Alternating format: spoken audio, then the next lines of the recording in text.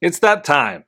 Spring is in the air and it's home buying season across the country, which means that many buyers are in the market for a real estate agent, their own exclusive real estate agent. And there's a big reason I specify it that way.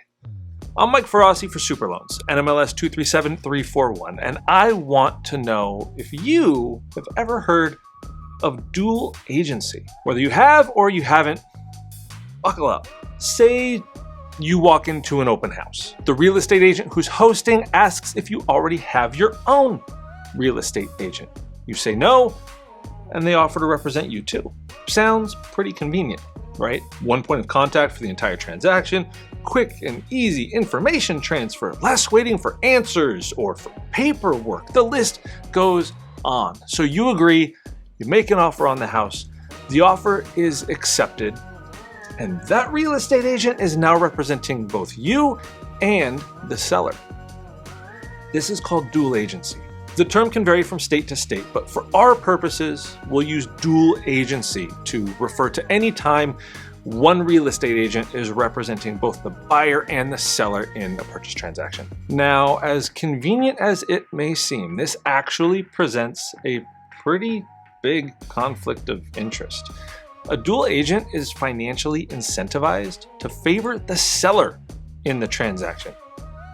Yeah, real estate agents get paid commission, much like many people in sales do. And this commission is calculated as a percentage of the sale price of the home.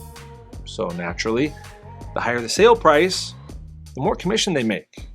And in addition to that, a dual agent represents both sides of the transaction, so they make both the buyer side and seller side commission.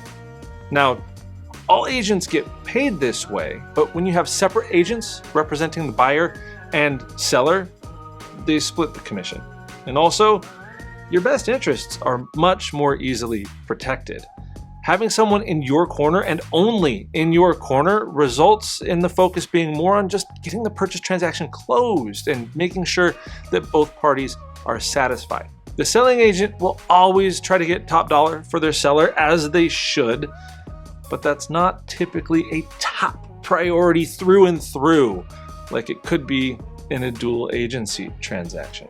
In addition to that, agents aren't allowed to disclose your information to the seller and vice versa. With one agent representing both sides, this handcuffs them. The expertise and advice and ease of communication that we expected to come along with a dual agency transaction is actually hindered.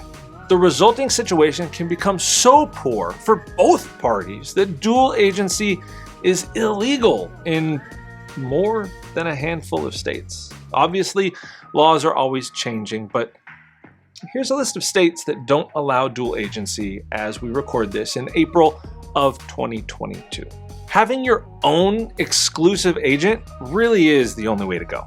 This single agency results in two real estate agents being involved in the purchase transaction, one that represents the buyer and one that represents the seller. When both parties have someone to represent their own best interests as a top priority, you can expect information and guidance that you deserve, and fair negotiations that satisfy everyone. Your real estate agent is a key member of your home buying or your home selling team. Don't share them with the other party. Someone usually ends up getting the short end.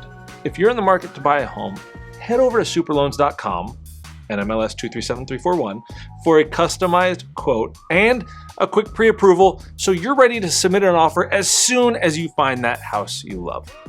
With Superloans, great rates have never been so simple. We'll see you next time.